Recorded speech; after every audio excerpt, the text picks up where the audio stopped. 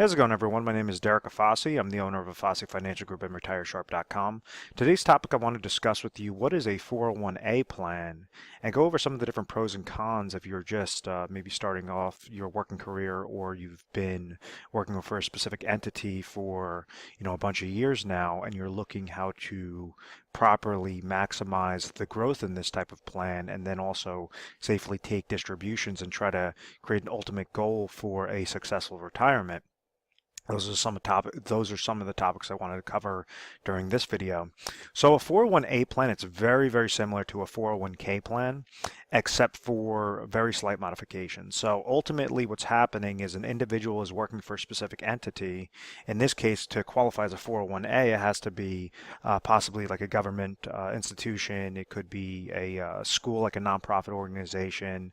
There's a couple of other criteria. What I want you guys to think of is kind of think of this 401a as a type of bucket.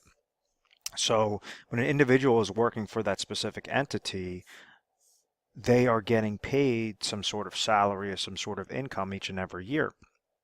So as the company is paying them that income to the individual, this individual now has options that they could go and contribute into a type of retirement plan. So this is qualified through the IRS as a qualified employer-sponsored retirement plan, meaning that you have certain stipulations. You can't pull this money out before 59 and a half. If you're trying to do rollovers, you have to wait until either a new employer plan takes over or you sever employment, you're going to another entity, you hit your 59 and a half age to basically retire and do an in-service withdrawal and in-service rollover. So there's a couple of different things regarding this bucket, but the ultimate premise of this is this individual is getting paid a salary.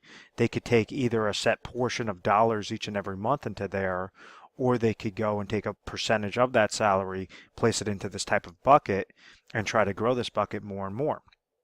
So one of the key facts about a 401a plan is the control that that employer has over those individual plans, meaning like if they really like a specific employee, rather than a 401k that is non-biased, meaning that essentially everybody has to have the same sort of match, everybody has to have the same sort of vesting schedule. They could actually cherry pick specific individuals with these types of plans. It doesn't really make that large of a difference, but they could essentially incentivize somebody from staying at this company larger if, let's say, they have one individual that is putting 10% of their salary and they're giving that person like a 5% match, as opposed to another individual that's putting 10% and they're only giving a 3% match. Well, obviously, the larger the match, the more beneficial that is for that individual situation that has that 401a plan. So some of the other components are like like with the 401k, they could give you options. They could give that that employee options to either contribute into it or not contribute. With a 401a, they might make it mandatory to contribute into those types of plans. So ultimately, what's happening is this individual is taking a portion of what they're getting paid, throwing into a type of retirement bucket, and trying to grow this bucket as much as possible so that you have more dollars by that time you're ready to retire, to therefore take distributions and utilize that a couple of different ways. So the first benefit is definitely the match. If you have a 401a plan and there's a specific match involved, well, it typically makes the most sense to place in whatever that match is. So if someone's getting paid $100,000 and they have a 3% match from their employer and they throw $3,000 into this plan, well, then the employer's throwing another $3,000. It's matching, so that means for that year, $6,000 went into that, was a contribution into that type of plan. If, let's say, this person has a 3% match, they throw $10,000 into this plan, 10%, well, the match is still only 3%. So that's why a lot of individuals, they overfund this and they get caught up with the verbiage of saying, oh, 100% match, and that's not typically the case. What happens is you have 100% up to a specific percentage amount, or it might be like 50% up to 6%, to say if you go and you put in $6,000 in that example, 6%, they're going to match you 50% of whatever that is, so that'll be 3% or $3,000. So there's a whole slew of different things, but understand that match is ultimately free monies that the employer is trying to incentivize the individual from jumping ship and going to a different company. They're saying, if you stay consistent with this plan, we're not only going to pay you your salary, but then on top of it, we're going to give you some free money towards your retirement and try to invest that based upon our platform of options. So if we understand that essentially that bucket idea is your dollars are going in there, the employer might be giving you a match, those dollars are going in there. Well, that's obviously going to grow that bucket. But there's a caveat to that concept is the percentage rate that's also going to come back that's tied to that bucket. And what I mean by that is with these 401as, very similar to 401k plans, is you might have a whole slew of mutual fund related options or stocks, bonds, ETFs, mutual funds that you could choose to essentially grow this account further. But that comes at a risk, it comes at a cost. So with these 401a plans, you have a specific cost involving what those funds are. And then on top of it, the most important cost, I believe, is downward market loss, or the most important risk is obviously downward market loss potential. And this was very apparent in 2008 when you had individuals that lost, some individuals lost 30% of their portfolios, other individuals lost 60% of their portfolios. So in theory, if someone was going and they kept placing more and more dollars into this, they were getting the match. It didn't really matter how much that they were placing in, how much was matching. Yes, that was growing the bucket.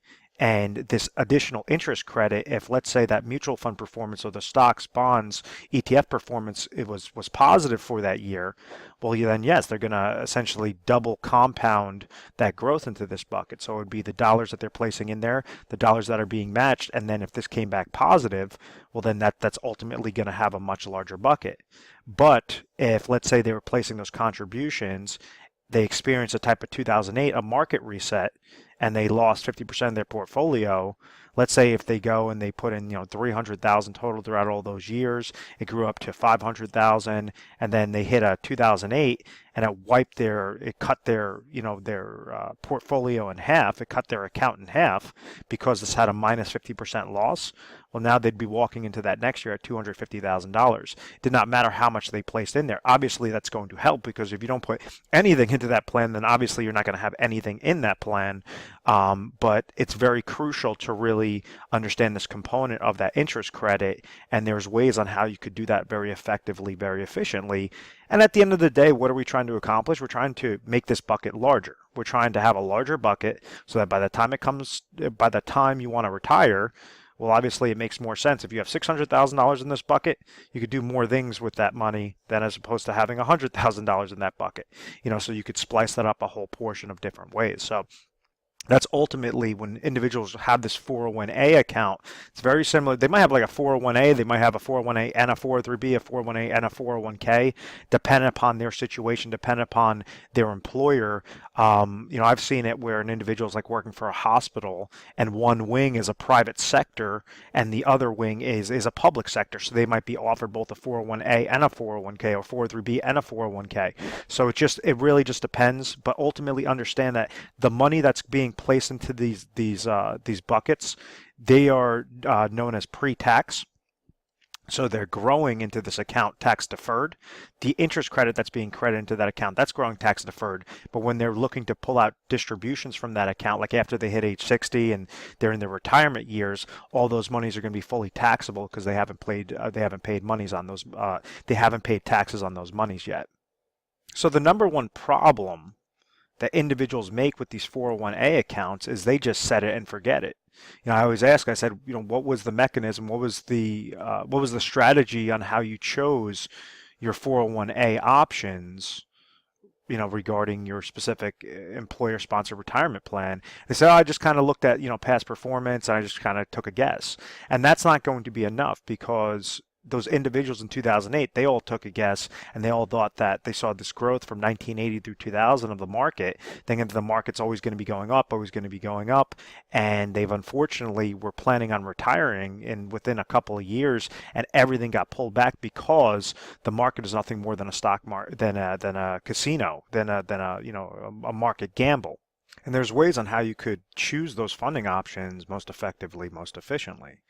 If an individual, let's say that they have an old 401a and just kind of still sitting with that previous employer and they switch over to a new employer, well, then you have a whole slew of options that you could roll over this 401a into a specifically designed IRA account that has a very similar growth potential. The problem with the 401A is you have limited funding options. So that percentage rate, what that's linked to, like those mutual funds, ETFs, stocks, bonds that I was talking about, well, you might have anywhere between 5 to 20 different options to choose from with the 401A. If you go and you do a rollover, so you could only choose that many eggs in your basket, that many, and hopefully there's enough good eggs to to choose from to make it very effective to have a good effective growth on that. If you go and you do a rollover into an IRA account, well, you might have 3,000 different eggs to choose from. You could splice it up specifically to your exact age, what you're trying to accomplish on a growth, on a conservative rate. There's a whole slew of different things. So understand if you sever employment and you have those old accounts sitting there, there's ways of how you can effectively roll over those monies into specifically designed IRA contracts that either work very similar regarding, uncapped growth, uncapped loss potential, or you could have ones that give you more of that consistency, something more along the fixed, or you could utilize indexing strategies, a different thing of options. Now, another option that's very favorable is when an individual hits age 59 and a half, usually they're able to utilize this 401A monies, even though they're still working for the company, and they're able to do something known as an in-service rollover, an in-service withdrawal, and you could set that up into a whole portion or a whole myriad of options that will pertain to your exact retirement goal. And what I mean by that, let's say if you have a 401A retirement account, it's sitting at like $500,000 and you're currently age 60 and you understand that you want to retire at age 65 and say, okay, at 65, I want to, trigger Social Security income. I just basically want to call it quits. I don't want to work anymore. I don't want to kind of ride off into the sunset. Well, with those sorts of plans, it's known as a retirement income strategy, and what we typically recommend, and it goes more specific than this, but the generalized version of this is to say that, okay, what are your income sources at that age 65? What are your emergency funds at that age 65? What is your inflationary protection at that age 65? So let's say this individual that's age 60, and let's say that they need $50,000 of income for the rest of their life at age 65, meaning that these are their expenses. And when we utilize different budget analysis, we understand that they need, for really easy math, $50,000 each and every year from age 65 to the rest of their life. So if they're not offered a type of pension plan and they said, well, I just have my Social Security income, well, that's going to be a set income stream that they can never outlive. So maybe their Social Security income comes in about $35,000 at that age 65, is just this hypothetical example, and they have this $500,000 of this 401A account that's sitting there. Well, rather than roll the dice and do what individuals did in 2008 to say, oh, I'm so close, I'm 5 years away, I'll just stay consistent with how I'm setting up my growth strategy, I always recommend, or I give them the options to say, hey, this is some food for thought. Why don't you look towards securing that a little bit better, and you set up something on a more scientific approach, a more mathematical analysis to say, what's the smallest amount of dollars out of this 500,000 that we could roll over into IRA 1 and possibly put it with like an insurance company, one of their annuity product lines, ones that give you control, ones that you're not surrendering, not annuitization, but like a hybrid type annuity IRA that will provide you that $15,000. So maybe at this time frame at their age 60, it's going to cost them $200,000 to place into an account that will be deferred for 5 years and then trigger lifetime income to them for exactly that $15,000 gap. To equate, the $35,000 plus the $15,000 would equal that $50,000 goal. So with that, we still have $300,000 remaining. Rule of thumb is you want to keep about 6 to 12 months of emergency funds. So let's say another $50,000. They roll over a portion of that into an IRA money market account. So that's really liquid cash, something that they're not looking to have growth, but they're not looking to have losses on. If an emergency, if a health situation occurs, if some sort of emergency occurs, if I always call it oh my gosh moment occurs, they could pull from those money successfully.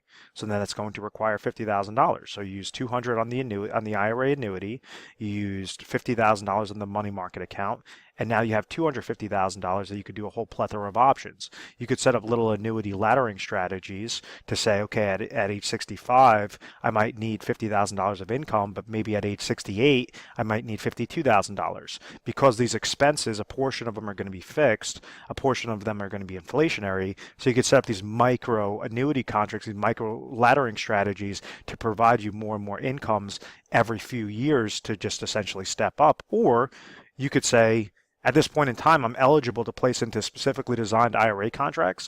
Why don't I just go through that same growth strategy, but make sure I'm utilizing the highest quality funds at the cheapest possible cost, much cheaper than what the 401a, or a lot more plentiful options than the 401a, 5 to 20 different options. So it just gives you better eggs to choose from. And this is, when we're setting up this generic 3-tier of safety, what does that do? It gives you peace of mind rather than roll the dice and say, oh, I'll worry about it when I get to age 65. It says, no, I'm going to set up an actual plan. I'm eligible because I hit my age 59 and a half. My employer, it really just depends upon the 401a employer and how that entire process works. But typically, they allow you to take either a portion of this or all of this and splice it up properly. So also for those next 5 years, you could still be making contributions. Yes, your account value would be sitting at zero, so you'd be basically making new contributions into that 401a plan, but you splice this 500,000 rather than go into one sort of niche, one sort of income plan or one sort of, emergency plan. You're splicing them out correctly. You could do multiple. You could do 3, 4, 5, 10 different types of IRA contracts that are all serving a purpose, all by utilizing those monies, and you were preparing before you actually hit that retirement age. So it's all about preparation, all about looking at the 30,000-foot view, saying, where am I right now? How can I get there successfully?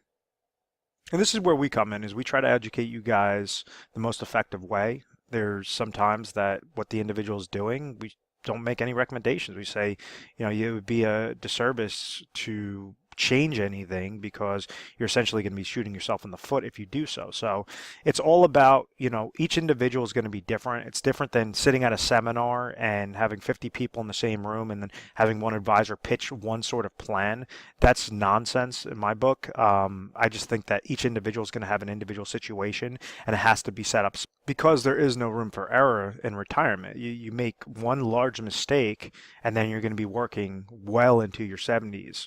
Your 80s sometimes in worst case scenarios of saying, oh my gosh, I had this money, I was right there. And we hear the stories all the time. So this is my passion, to always make these videos and do the radio and all that stuff to give you guys as much free education out there. So at any point in time you find value in this video, you want to give us a call. We're available 24 hours a day, 7 days a week, mornings, nights, weekends, holidays, whatever the case may be. We're rated A+ in the Better Business Bureau. We're accredited business with them. And I think it's because of the methodical process. We've always had very good reviews. We've never had any complaints. It's because we try to educate you guys first, and it's more of transparency. It's not just us beating you over the head telling you, why we're so great. It's more along the lines of, what's your situation? Let's figure this out together, and we're there to give you the tools required to have a successful and most importantly a confident retirement. So I want to thank you very much for watching this video. Please feel free to subscribe to our YouTube channel, Retire Sharp, so you can have access to the most updated videos. Thanks so much, guys.